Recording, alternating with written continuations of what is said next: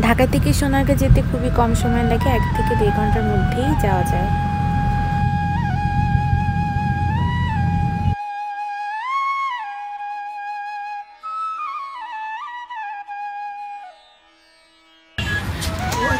বাস থেকে মোগরাপাড়ায় নেমে এরকম অটোতে করে সোনারগাঁয়ের ভেতরে যাওয়া যায়।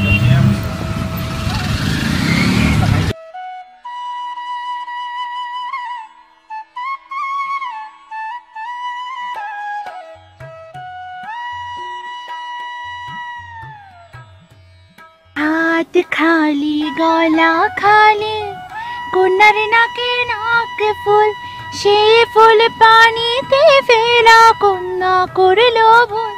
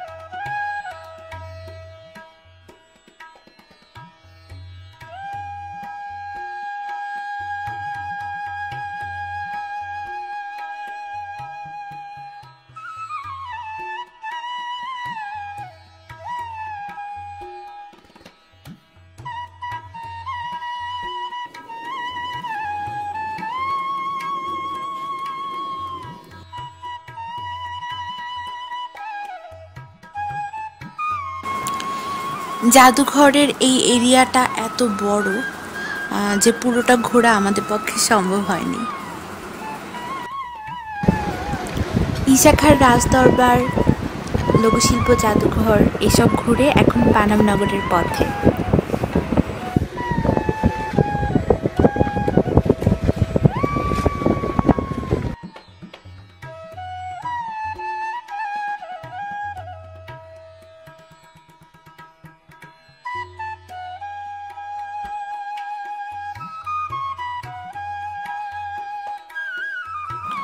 কি অদ্ভুত, গোটা একটা শহর কত হাজার বছরের পুরনো স্মৃতি বুকে নিয়ে আজও দাঁড়িয়ে আছে।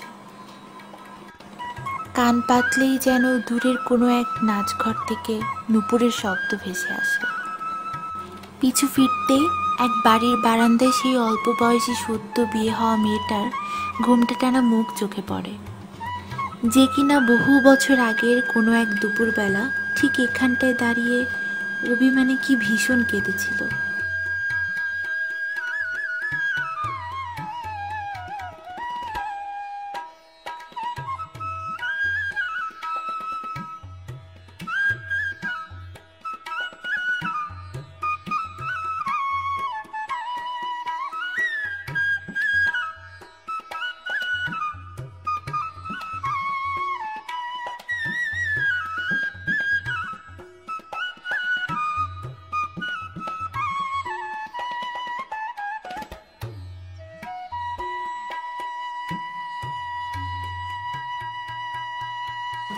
ঠিক এখানটায় এসব জানলার ওপারে কোনো এক পরিবারের হারিয়ে যাওয়া গল্প আমায় কতবার যে ইশারায় ডাকলো। পানামনগর এলে শুধু এসব ধ্বংসস্তূপ দেখবেন না, কাহিনীর ফিসফাসও শুনতে পাবেন।